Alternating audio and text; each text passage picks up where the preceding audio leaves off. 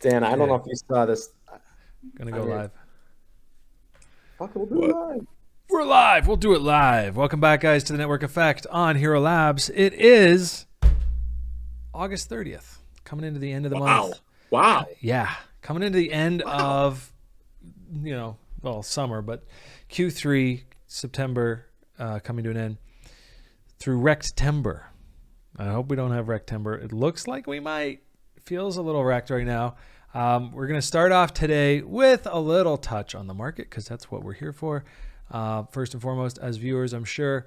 But mostly today, the focus is Hxro Network, the development of and proliferation of on-chain derivatives, options, all the good stuff. We're going to talk spread trading today with a couple of pros sitting on my left and right. Oh, wait, I'm not in the middle anymore. Rob Levy, you got center stage today. So you guys are going to talk. He has the most symmetric face. It would make sense. Yeah, he does have the most symmetry in the face. So we're going to talk spread trading. So I got to get my thinking hat on. Basically, your guys' job is to help me turn myself into someone who can make these trades, because I am Canadian, so I'm going to be allowed to do it. So we're going to get through all the grease on spread trading, and then we're going to dive into the Hxro community update that came out last week, and just really pick it apart with the founders right here. And do some Q&A. Anyone in the audience who's like, yo, I got a question, you can ask it. So that's it. First, though, most importantly, Vitalik Buterin's package. Rob. I mean, unbelievable. The progression of how I even realized it was a thing, I had been putting the kids to bed and dealing with that stuff. And then I saw a tweet from Messi, and I couldn't tell if it was real or not. Like, figures markets rallying, or he wrote something, markets rallying on Vitalik's package or something. Yeah. I just let out a giggle just thinking about what could be. I'm not even kidding. I just pulled up Twitter to see if I could find a pic so people have context, and the first thing on my timeline right now is just Messi still going. To think about it, and then just thinking about, okay, what are the odds this is like a deep fake or something? Like, is this real? And then it just started, the whole feed started getting into it. And it was one of those things where you're kind of chuckling and giggling in bed next to your wife, and then you have to actually explain what you're laughing at. So good. It's the most crypto-y thing ever. It is such peak bear market shit, right? Dude, the fact that it's just all over. That becomes a center of focus, and it just is. So it's just classic, but yeah. Messi is trying to think about how did that go down. I'm just trying to think about the moments leading up to this photo, and what was going on, and then what was going on in his mind, and if he gave the I don't know. Was it even on did he tweet it out hey, just hanging out with my friend? I have no idea. I just saw it pop up, and it's just stupid shit last night. It's not on his timeline, obviously. If it was, he'd probably deleted it by now. He gets embarrassed easily. Somebody I don't know, somebody joked about how somebody on Twitter was blowing him up over sharding or something, and he almost quit. I don't think that's true, but anyways, This is the news today, so it must be a bear market. Bear market check. Jesus. Yeah, but Ethereum just flagging out here versus Bitcoin over the last couple weeks. Totally got some area down here could fill in, so we'll see. Well, it's flagging, but Bitcoin has been weak. Bitcoin's been this it's getting macro flow in a big way right now. And explain that to me. You lost me. It's being treated like a risk asset. So when people go and sell their stocks and NASDAQ and futures and all that stuff, Bitcoin is just being thrown in with the bathwater, the baby, everything. It's along for the ride. It's getting sell order flow from macro players, and it's just been weak. Don't throw the baby out with the bathwater. That was a thing, and I found out why. Now I'm going to have to explain it. But basically, I think it was Victorian England. They used to all bathe in it was a big thing. We're having a bath tonight, once a month, whatever. And they went in order. You know, the man of the house sat and had a nice warm bath, and then like the oldest sons all sat in and had their bath after. It was a little dirty. And the mother got in, and then the kids, and then the last thing to bathe was the baby, and it was such thick, gross water that you might lose it in the tub. They said, don't throw the baby out with the bathwater. That's fucked up. Yeah. So we've come a long way. That was bear market tings. This is like child's play compared. Anyways, I've got 1250 on the chart. I had it earlier, didn't trade to it, should have, but it's looking really juicy right now. In fact, somebody just pointed out on my Twitter that there is also, I forgot that there was a CME future for Ethereum, but look at this gap. Look at this cute little gap down here. So that's basically right there, 1287. You know, if you want to play candle bodies, 1263. So all kinds of magnetism working against the bulls right now in Ethereum as it hovers above this sort of cavernous void on the VPVR. So I don't expect this to be the low. I did expect there's some levels up here might have held, and I was being all bullish up there, but now I've kind of capitulated. What is our catalyst? What is the Ethereum catalyst post-merge? Let's assume that the merge is a crowded trade at this point. Yeah. What's coming? What's coming in the next 6 months that is a catalyst for Ethereum? Well, there's a terrible catalyst coming, which would be the unlock of the stake tokens, right? And so right when it goes to POS, all that stake is still locked. There's no real withdrawing. Eventually, that will go live, and there will be withdrawing and presumably some selling. So that sucks. Yeah. When is that, though? That's later. It's not even dated. Yeah, it could be 6 months, could be later. 12, could be 3. To be honest, I think it's going to be all narrative. Is this thing deflationary, disinflationary, whatever we want to call it? Is the real yield strong enough to where it's just an absolute no-brainer to buy ETH and stake it and put it away?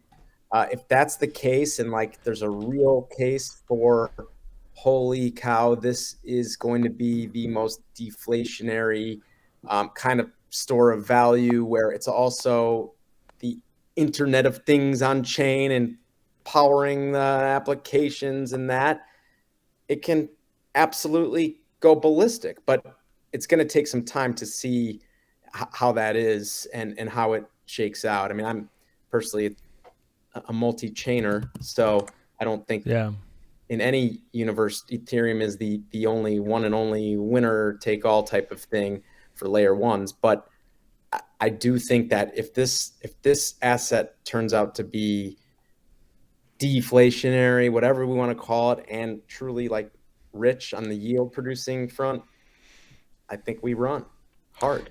I mean, it seems I know Arthur Hayes, and for those of you who showed up to talk about Hxro Network, we are getting to that in just a minute.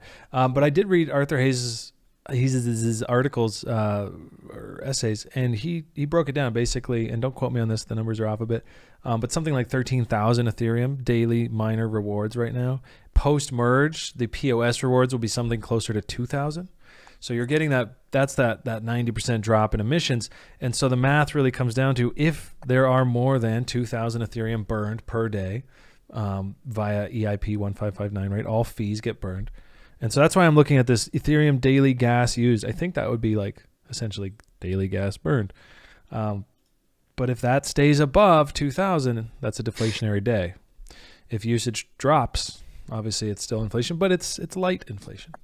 But I think it's important for people to remember that the impact of this stuff is very long-tailed. Like, it's not like ETH moves down every day just because of miner rewards being sold, right? Early holders, big whales, massive wallets, they're the ones who push this market around, and very easily the market forces could outweigh any kind of inflationary type stuff in the short term, deflationary type stuff in the short term. Yeah. So it's not a dunk, but it's a very strong case for longer term up to the right kind of stuff. It really should. And you know, those are the things. This is a fundamental shift in like the model of how people are going to be even looking at this. I think, you know, just talking to some more institutional TradFi friends who are now in this space or looking at it, ETH is the, you know, without a doubt, it's the second biggest like institutional like asset that the big boys can play in. And for a lot of them, most of them, it's more exciting than Bitcoin. Yeah. So if Yield. things go smoothly, this could be an opportunity where you use this macro headwind where people are just selling stuff to sell stuff to build a position. And, I like, well, look, this dip, I mean, this is a higher low coming off of, it doesn't mean it's the bottom, but God, it's an opportunity for me to trade my setup to a higher low for what could be a very long-term uptrend. Like it could be the low, right? So I have to trade it. It'd be stupid not to build a position down here and then, okay, I'm risking to this low, I get out. Or it's like, post merge, we like sell into the merge, we chop, pivot up and never come back. Like that's possible. I got to trade that. Lastly, Josh Rager put out this thing on the halvening. There's a lot of people, what if it's priced in? Can it be priced in? Every time there was a Bitcoin halvening in the months that followed, there was a large uptrend. This is similar in the impact it will have on supply and demand, if not on steroids. So, but again, macro headwinds, lots of stuff going on. So no guarantees for management, but the case is there. And I think people dunking on the failed merge narrative for the bulls already are going to be a little bit offside potentially as we come. Yeah, I don't know if it's a failed merge.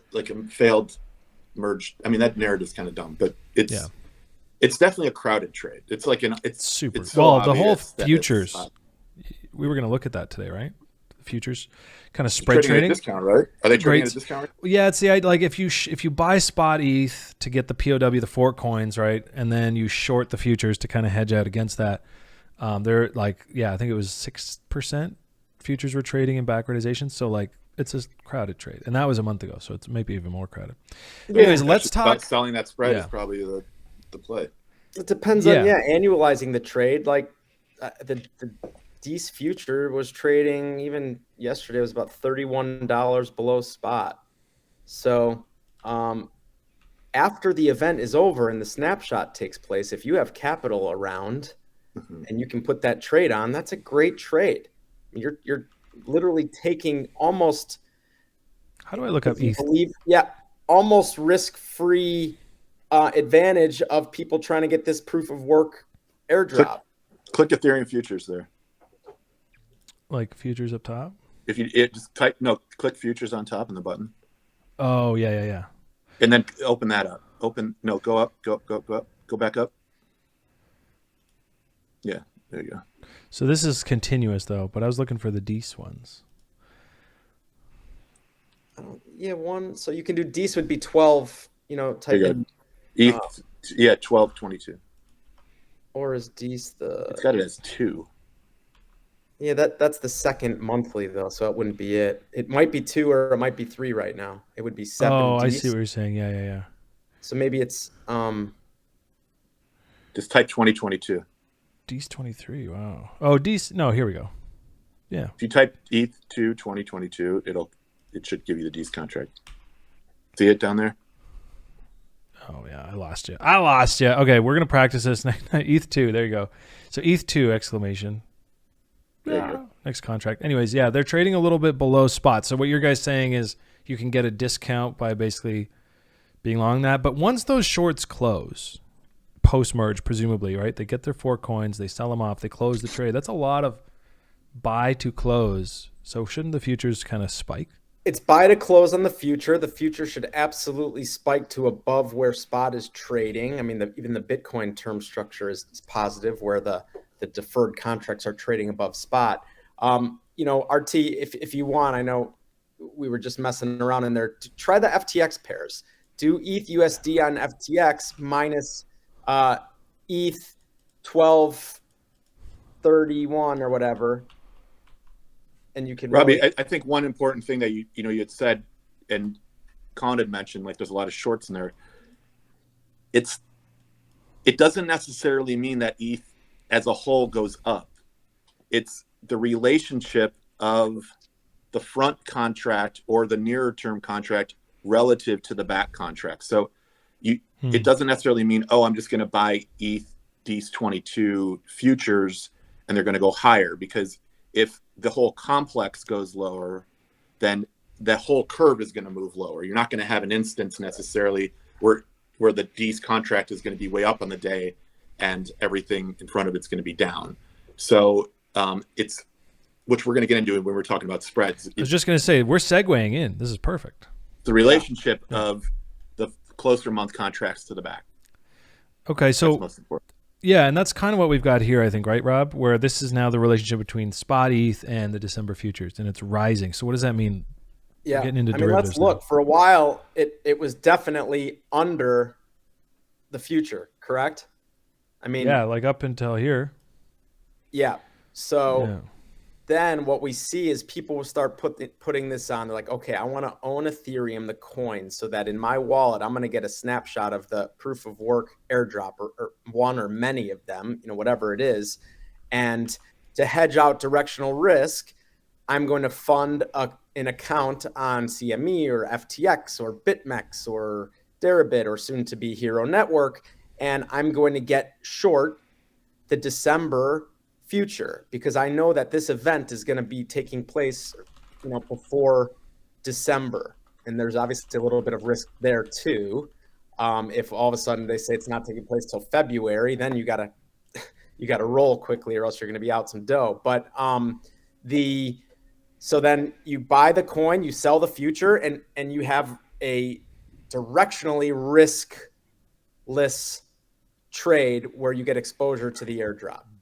And you've got counterparty risk on whatever exchange you're on, and it's going to cost you a little bit of capital to hold there to margin that account, but you're taking advantage of a situation where the airdrop is valuable, and then the people on the other side of this trade are thinking, okay, well, how valuable is this airdrop, and where can I price this trade if I'm taking the other side of it? Well, that's the thing, right? Because if you rush to sell your airdrop and you end up with less than that spread or that premium or whatever, you could lose money on that trade. So it's not free money. I think the earliest players are probably going to make some money off it, and then the later in you get, the further in backwardization that future gets, the thinner your margin. And I'm pretty sure it's busy now. Yeah. Think about the smart players here. When the timing was known or very, very kind of telegraphed or high probability, you can see when ETH spot started to rally against this futures contract. The smart money started putting the trade on, and they had a really nice trade there, a really nice trade using futures. They locked in some money. And that's what we want to talk about today. So as we segue into our main topic for today, we're going to be talking about spread trades on Hxro Network. It's going to open up a whole ton of tools for traders to use to do more of some of this more advanced stuff, which I think first and foremost is, is it for institutional players, people that really understand this stuff, big, hedging of risk. But it opens it up for guys like me who just want to get in there and find these, because the way you've described it to me, Rob, since we've met, this whole like risk-free rate and this premiums and all this stuff, I find it fascinating. It's not my wheelhouse. But as we get more and more down the rabbit hole here, it's something I'd like to learn more about. So today we're going to talk spread trading. What is it? Why do traders use spreads? How are they different? What the heck are complex orders? And then how dexterity enables spread trading on Hxro Network. So let's start off with what the heck are spread trades, Gunny? So spread trades, very simply, are a trade that is put on either atomically or legged, like buying one side at another and selling the other. And by atomically, I mean you're trading it as a package. So on dexterity, for example, if you wanted to create a trade that was the ETH perp against the first, like the ETH 1 week future, that would be available as its own market. And let's say that's trading at 2, and you'd see a market up with market makers making markets on it at, maybe 2 bid at 3 or whatever. And what it is you're trading the duration of the futures curve. So you're trading the relationship of one curve point to another curve point, or as you get more advanced, many curve points. But to keep it very basic, the calendar spread of like, so what you have up here is I believe like the first month Bitcoin future against the second month Bitcoin future. And you can see that if you look at that day over day, there is like a tight range, and it really does not move that much. And it doesn't move that much because unless there is news between the expiration of that first contract and the second contract, which is only, I think in this instance, 30 days apart, unless these are weeklies, but I think this is the monthlies. They're super correlated, which is very, very important, a very important concept here. And so what you're doing, to put it simply with trading spreads, is you're not trading price, meaning you're not trading the shift in the up and down of the market price. You're trading the relationship, or in mathematical terms, the slope of the relationship between this first Bitcoin future and the second one behind it. And obviously the more out of whack it gets, which could be because there is some news that's happening in between the expirations, meaning that the market is going to price that second future way lower, or because there is just a large player in the market relative to the liquidity that is moving one leg versus another, or a minor, or a whole host of many reasons that will exist for moving those spreads.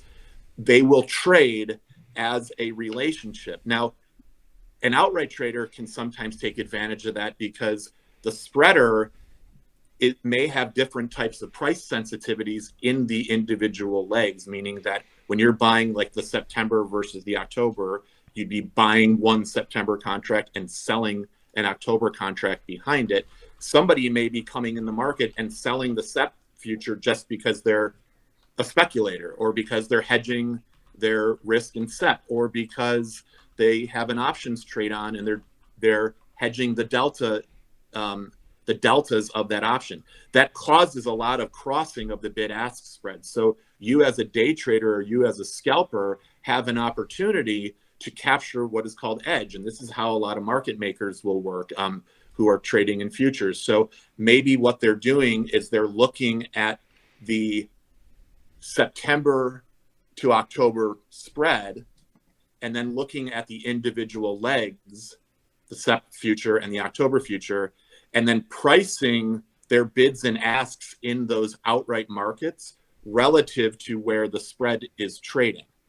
And meaning that when somebody comes in and sells a SEP future and I'm sitting on the bid, I may be pricing my bid such that I can go immediately sell the October and get long the spread, maybe a dollar or two, or $5 or $10 on sides.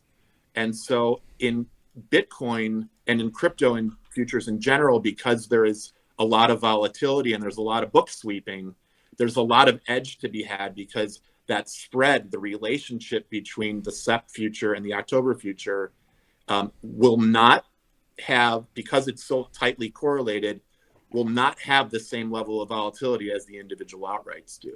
So there's a lot of opportunity for arbitrage, for capturing edge. That is like kind of the main reason that you would how you would trade as like a scalper or as a market maker if you were kind of in and out throughout the day.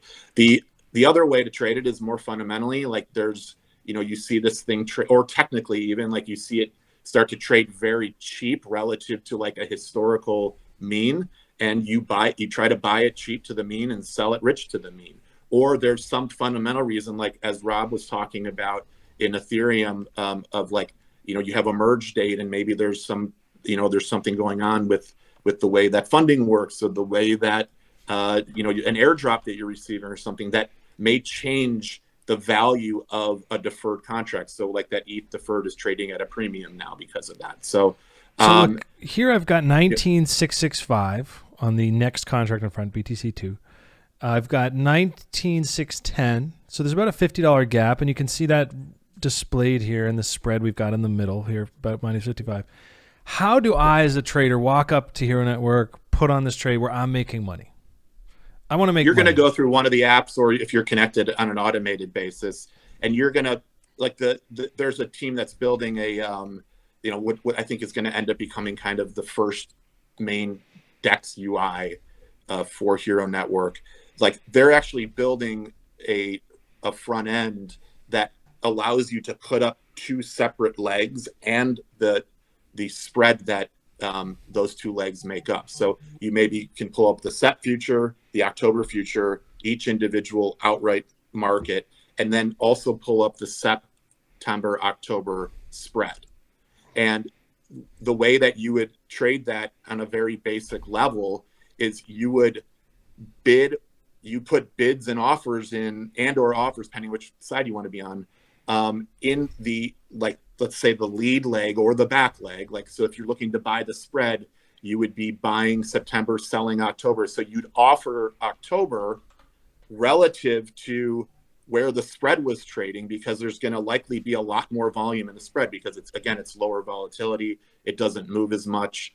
And also just because of the way that the spandex, the risk engine works, the tight correlation of that relationship when the risk engine looks at your book, it'll say, oh, you're long this September contract, you're short this October contract. They're very closely, highly correlated.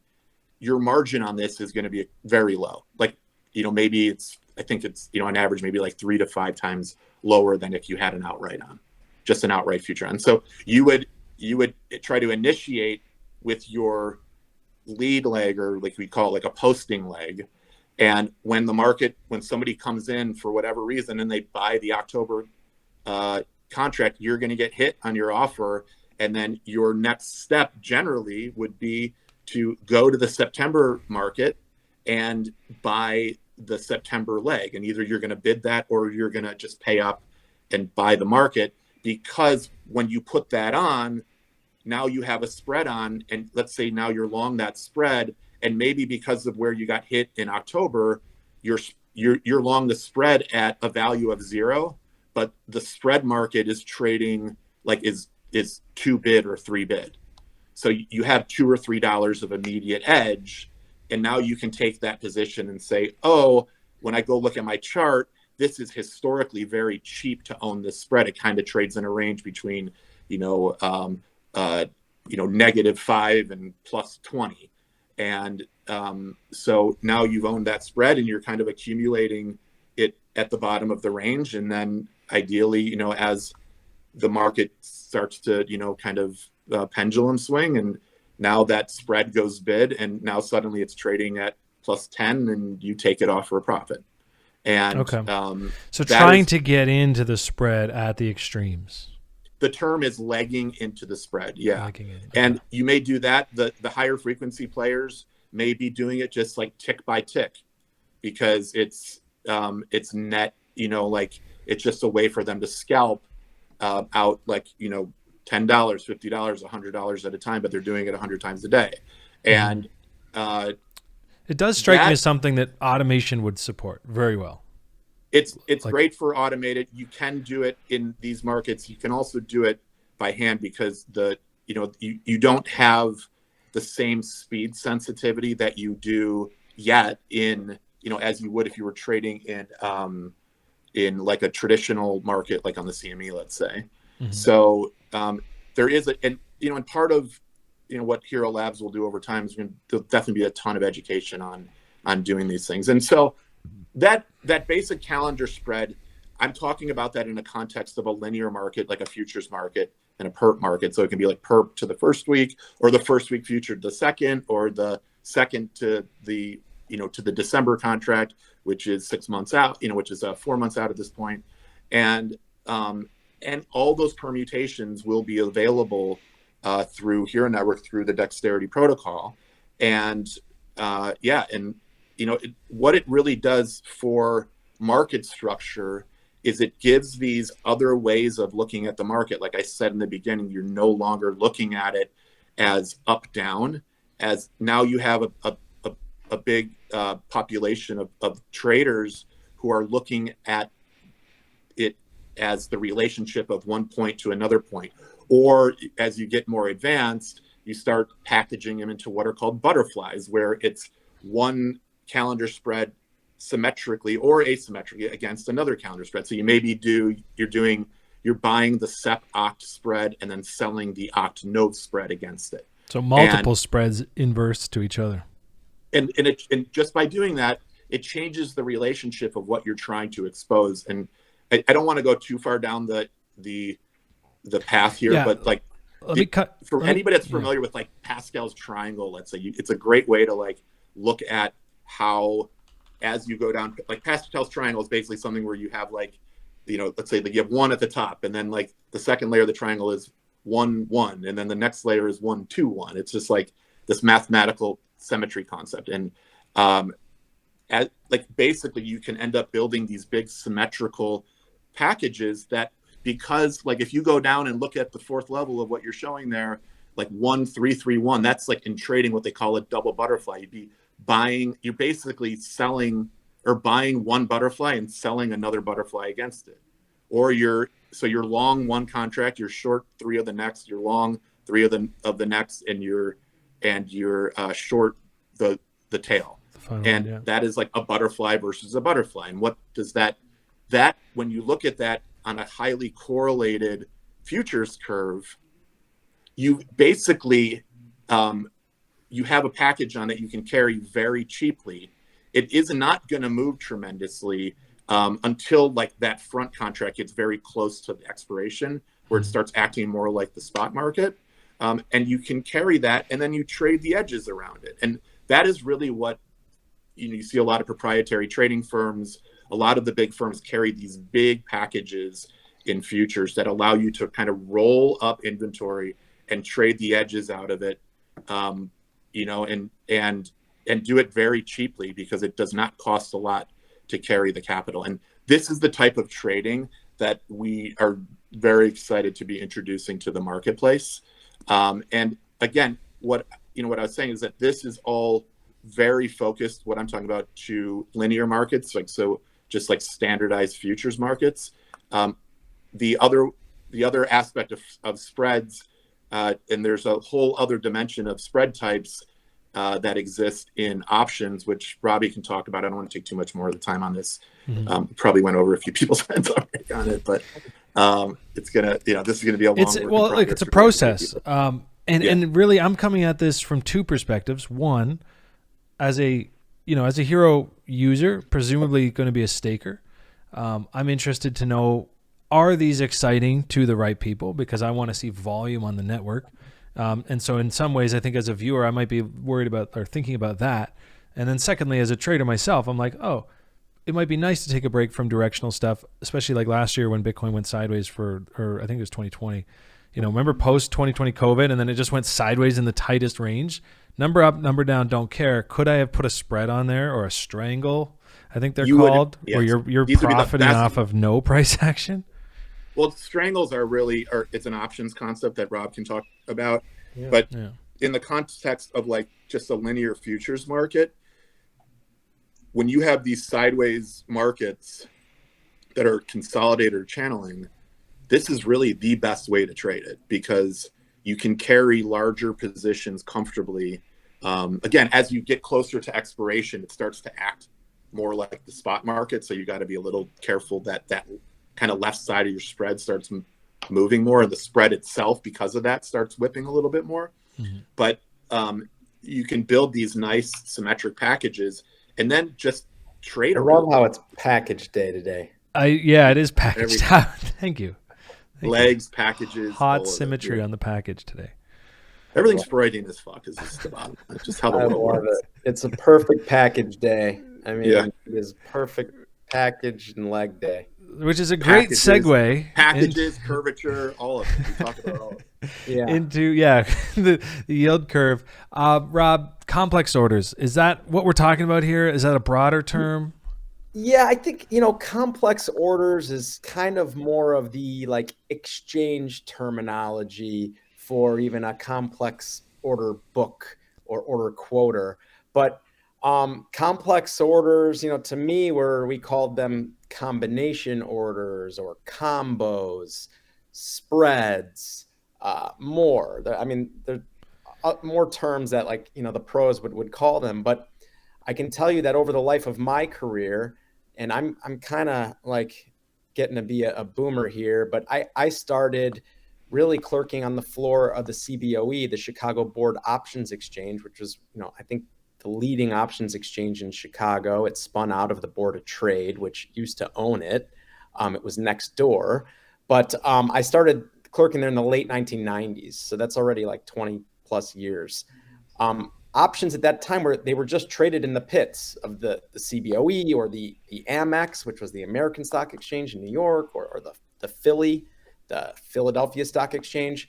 So, most market makers in the pits, almost all of them at the time, were delta neutral traders. What does delta neutral mean? It means that as soon as they bought or sold an option, whether it was a call or a put, a broker would have to walk into the pit, ask the pit traders, what's the market on this, Qualcomm $200 call? They'd call out some option. The market makers would all make a market. Now, almost all the market makers, liquidity providers, professionals at that point would immediately buy or sell the stock, the underlying stock that they were trading, to directionally hedge their options trade. It was like immediately. That's what we were taught, was if you buy a call, you immediately have to sell stock to hedge your directional risk. Because if you buy that call and the stock drops $5, like quickly, you're going to be out a lot of money. So market makers were hedgers. They were delta neutral. They would immediately buy or sell a stock to offset the options trade they made. So looking to profit from volume rather than direction. Well, they were profiting from being able to price options and trade them on the bid and the offer, right? Okay. So like they're going to come in and quote something. We had a duty as a market maker in the pit. We had to give a two-sided market. We had to give a price where we were willing to buy the option and a price where we were willing to sell it. And it could only be a certain width if you were standing in the pit as a member. So the bottom line is that market we made had to be wide enough to price in some of the risk that we would immediately need to take trying to hedge with the stock. And I can tell you, think about it like in the early days when there was 50 of us in a pit and a broker comes in to buy a bunch of puts. What did I know? I knew that if all 50 guys in this pit were about to sell these puts, then 50 of the guys were about to sell the stock to hedge those puts. So think about it. You knew that there was an immediate impending downward pressure on the stock. So if you weren't first to sell, like you knew that your price was going to be worse than the first guy. And you also like had to take that into account when you were making your market. Now, as my career and as the options market evolved, then more options trades became quoted delta neutral as a complex order or a spread, a combination, meaning the broker would come in who wanted to buy these puts. He'd say, okay, how are the Qualcomm, $100 puts tied to Qualcomm stock at 120? So kind of where the stock was now, I will buy the puts and the stock from you delta neutral. And what that did was it took this instantaneous kind of like directional risk out of the equation for the market makers. So the market makers could purely price the option. And what that did was it allowed for market makers and liquidity providers to provide tighter, more competitive, deeper markets, because they knew that kind of immediate instantaneous risk of, is the stock going to tank right after I sell these? Everyone's going to go sell the stock against it. How's that going to work? Like that was taken out of the equation. Yeah. And what this did was it truly started to improve pure options trading. And it led to, way more competition.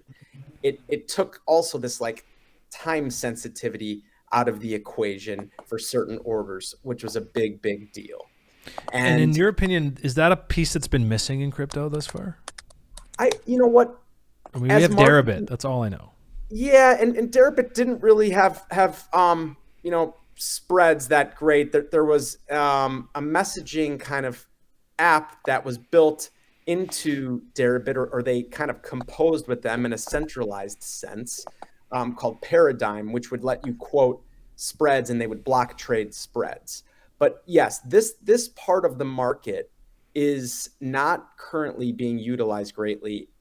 Its utilization is growing, and it's about to really, really grow. Because I can tell you, as a market maker in the options world, well over 50% of the trades that I made in a day, and I made hundreds, thousands of trades in a day, were spreads. They were at least two legs, multiple leg, complex order spreads. And it's so option spreads and futures spreads, they're both such a critical component of commodity futures markets, fixed income futures markets. It's really it's a major cornerstone of derivatives. Well, you can't have them without, you can't have these futures curves exist without the ingress and egress of volume, either by market makers keeping these things in line, or just the market keeping it in line. And it also, like, when you look at the volumes of like CME or SIBO or any of these things, like, it comes from spreads. Like, if you look at the CME Eurodollar contract, it's 10 years of futures, 40 different calendar months, plus like the strips, the packs, the bundles, everything else. Like, it is an endless permutation of spreads and they all get traded. And that is like, when you look at that trillions and trillions of dollars of volume that goes through in the short-term interest rate market, it is like pretty much all being driven through spreads. Oh, yeah. And that is obviously a big piece of what we're doing at Hxro Network. Yeah, and that ties in so directly to capital efficiency and risk systems, margining.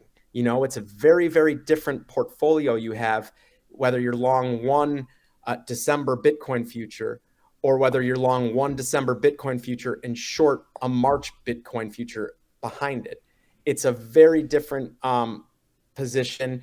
One costs, the spread costs a lot less to carry, so you have to put less margin capital in your account to trade that than to trade an outright. So it all really, like, the bottom line for efficient markets is that you need efficient systems. You need the liquidity providers to be able to provide deep liquidity in all of the spread markets and really efficiently use capital.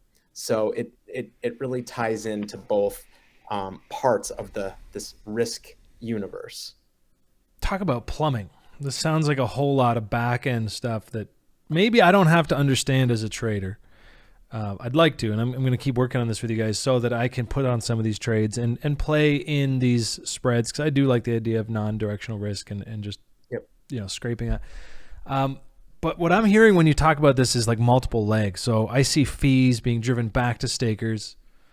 If I buy Bitcoin and then I sell Bitcoin, that's two trades, two fees charged. If I put on a spread trade, I open it, I'm putting in two fees. I close it, I'm closing the trade, that's two more legs, two fees. Yep. So it could just be kind of like an orgy of fee-driven kind of trading, which, and then Butterflies is like 4 open, 4 closed. I like that. As a staker, I like that. Yeah, no, for sure. I mean, listen, we're not talking about gouging fees here, and the people who are, for the most part trading spreads, the fee portion of it is nominal relative to the amount of risk management and risk transfer that they are doing all day, because most of these players are the big guys they're on both sides of all the markets. The liquidity providers, when you're on both sides of the market, you can afford to pay fees when you're collecting edge from all these trades. When you're making markets and you're providing liquidity on the bid and the offer all day, you can afford to pay fees. In fact, like, when you were paying a lot of fees, you knew that you were, as a real pro, you were making a lot of money. I mean, yeah, because every time you open or close, presumably you're executing your spread collecting trade. edge. Yeah. Correct. Yeah. So, well, not to mention that a lot of these guys are probably their own LPs or their own, like, the stakers. I mean, going back to the Hxro Network docs, and why I like that it's on chain is sometimes I ask myself, why would these guys want to be on chain? Doesn't it just be smoother to be centralized? But then the fees all go to an exchange, versus right now the fees are going back to network participants, which again, that's the mantra I love. Anyways, that's why I'm all fired up. Sure. Now, I've pulled this up for derivatives. This is an old thing. It's from Bao Finance. Clearly, 0.25 trillion for cryptocurrencies up in the top left corner. It's a little out of date, but I'm pulling this up because you're talking about derivatives and how massive the market for derivatives is. And the reason I think why is because of all these multi-leg spreads and all, every stock has 100,000 options associated with it, blah, blah, blah. Just to get a sense of the scale of, if this is the global stock market, and then these are the derivatives associated with that. But I think crypto right now, and correct me if I'm wrong, you guys probably have this stat right off the top of your head. What percentage of crypto trade volume right now is derivatives and options? Something like 6% I heard, or 3%? Derivatives includes options, so it would be futures as well. And futures in crypto have really upticked, I'd say, the last 6-7 years. Well, with the perps, right? Yeah, with the perps. Yeah, the perps. The perps, it's an innovative derivative. I mean, and how the perp interplays with expiring futures and the term structure of futures is it's great.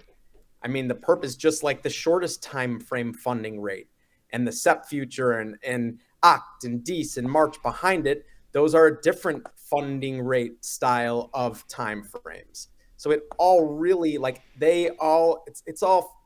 it's really math, and Bitcoin is the type of asset where it's really a financial interest rate based curve. Now, if you want to talk about, we're seeing something interesting with Ethereum right now.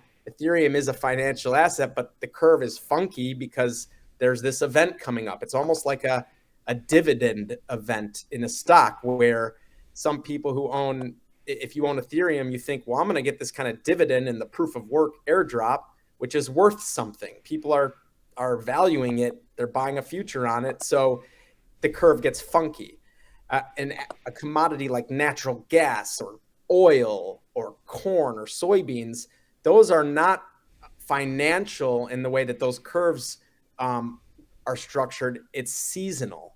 It's very much driven by pinpointed risk at certain times of the year. Like Dan traded natural gas futures. They called it like the widow maker. The relationship on March to April, they call them shoulder months. That and SEP or Oct to Jan, because those are the months where, like, if you think about the actual fundamental use of natural gas, like going into the spring, you're powering air conditions, and in the winter you're powering furnaces. So you'd get a big electricity cold snap. Yeah. And that spread would absolutely go bananas. I traded corn and soybeans and wheat for years. That was my favorite trade. But the weather in the summer, when you're growing these crops, drought, those spreads could go bananas. Oh, drought. Jesus. Like the Farmer's Almanac suddenly becomes your playbook, right? It was. We would talk to meteorologists every morning. It was a big deal because you get a freeze or an early freeze in the fall or in the spring, like for the winter wheat. Those spreads literally could go ballistic, and spread trading is just. Aren't you happy that you've evolved into the guy you can wake up in the morning, instead of calling the meteorologist, you just check, Vitalik's package pointing down to the right, I think we're going to dump today. I know. Well, it's funny because I was a part of ag Twitter when Twitter became kind of popular, and it was really useful for traders. And I've got most of my followers, I think, on Twitter are farmers or people in the ag space still. And now, instead of me tweeting about weather and real corn, they see it's all the other corn. It's Bitcoin and everything else. But, it really, the bottom line with derivatives is they are the most useful instruments to really manage and hedge risk in these markets. And it's because you can pinpoint your risk exposure on time frames, like expirations that are on certain days and all of that, and the capital efficiency that they offer. Derivatives are only going to grow in their use case as just global economy grows. There's just going to be more derivatives volume because there's more stuff to move, more stuff to trade, more commodity usage, the whole thing. So like derivatives, I mean, that's our passion. You could tell, like we talk about derivatives. Dare like, say you've picked your horse in this race. You're long derivatives. Yeah. Yes. Absolutely. And you know, I mean, what? looking at this chart, it's not hard to see why. I always use this comp when people ask me, like, is crypto dead? I'm like, bro, it's not even half the size of one stock, all of it. Yeah. I just can't see it not growing. It might not. I can't see it. Yeah. But we're building the infrastructure for how we think trillions of dollars of derivatives are going to be trading in the not too distant future. Beautiful. And there is a whole lot of infrastructure and that needs to be built. And you know, that's what we're waking up every day and doing. And it's, I wouldn't want to be doing anything else. I glazed over a little bit with the spread discussion today as far as my job being to keep us on time. We are late. If we're trying to be 40-minute guys here, we're already at 53. So we do have to whip through the most recent community update. We could always push it, but for bi-weekly, I think we should hop in. Is there any key highlights maybe? Let's just do some key takeaways. If there's guys in the chat that have questions, this is a great time to ask. You got the founders right here. We're going to take a look. I think the key takeaways are week of 9/20. We're gonna have, so that's September 20th, so it's about 3 weeks away. We are moving to USDC collateral. That's the target date for the V0 mainnet of perps and futures. It will start with the Bitcoin perp and then 8 futures behind it. Hopefully we'll do an ETH contract as well, just because it'll be just post merge, and I think that would be interesting. And it will be done on capital blocks, so it'll still be in this alpha sandbox. There will be limits on deposits and withdrawals on the sizes of those to start, such that if there are any issues, then it's going to be done at a size, like the network itself will not be massively overfunded, such like relative to. So you don't want $3 billion of TVL on a brand new smart contract that hasn't been vetted. I mean, day one might be we've responsible. We've walked it careful. I mean, you see so many.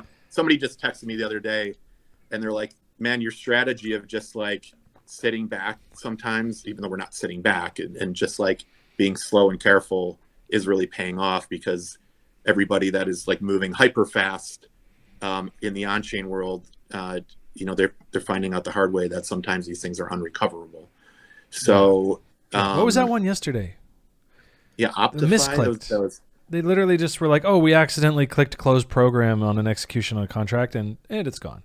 Like 600K, but thankfully not that much. It's the 30 years of working my fucking ass off in this space, like in the derivative space. It doesn't make sense. Like a couple extra weeks is not going to make a huge difference. So that was really unfortunate. I'm laughing because of the absurdity of it, not at them. I would hate to see that. But it's only 600K. Like, it's not too bad, but I mean, that sucks. It's money. To some people, that's a lifetime. So I'm just thinking of like the $1 billion wormhole hack and shit like that, or whatever, 300 million. Yeah, it's insane. It's insane. So slow and steady. So that's slow and steady. But rolling out derivatives in that live alpha, we're going to be doing some cool community stuff in terms of build up and some really cool activations, doing a whole kind of reframe of our Discord, the whole, just kind of front to back, very community focused while rolling out the tech and bringing everything online. And so that's the big one. And then the week after, barring any issues, we'll roll out staking and rewards, like the V0 staking rewards. And then right after that will be that road to $1 trillion, which we wrote about in past a few community updates ago, which is the daily volume incentive rewards programs. Some of the apps that are connecting, there'll be a couple that initially that will be ready on that 9/20 date. So I think those are kind of the main big key takeaways from the last development update. Definitely want to be paying attention to our Twitter. Get in the Discord if you're not in the Discord. both for like, if you're not even if you're not a trader and you're just, ready to become a part of a growing community that is, is going to be planting a very material permanent flag in not only in the Solana ecosystem, but just in crypto as a whole. Mm-hmm. It's a great time to be kind of focusing in on this, especially when, you don't have kind of the fly by night vapor, quick 100x things around. There is a real opportunity here to get into something that actually is substantive. And, and as we grow, and as the network grows, that similar type of success can be reached. So beautiful. Well, that's why I'm here. We've got the full update here on our website, docs.hxro.network. You can find it on the Twitter at Hxro Network. And that's it, guys. That's the show. That was the whole thing today. And if you guys learned something about spread trading, great. I think that there's a lot of key takeaways here. If not, okay, obviously I'm not ready to go and put on a spread trade after listening to you guys today, but I am intrigued by what tooling is being built and what that's going to unlock for people who do know how to go put on spread trades. Because first and foremost, I'm going to be a staker on the network.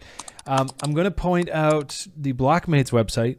They've been putting together some great guides, DGen's guide to options, perps, and futures. They did some playing around with some math and prediction models and stuff like that. So go check out their website over at blockmates.com. And if today went way over your head, I would start here at the DGen's guide to options, perps, and hedging, because these guys have a great way of putting it all together with the explain it like I'm 5 DeFi guy as well. That's it. Yep. That's it. Now, we did have a change in schedule. We're going to talk a bit about that. Just a heads up, guys. So we're going to do this show every other week. So every other Tuesday, you're going to get the three of us on here to talk Hxro Network.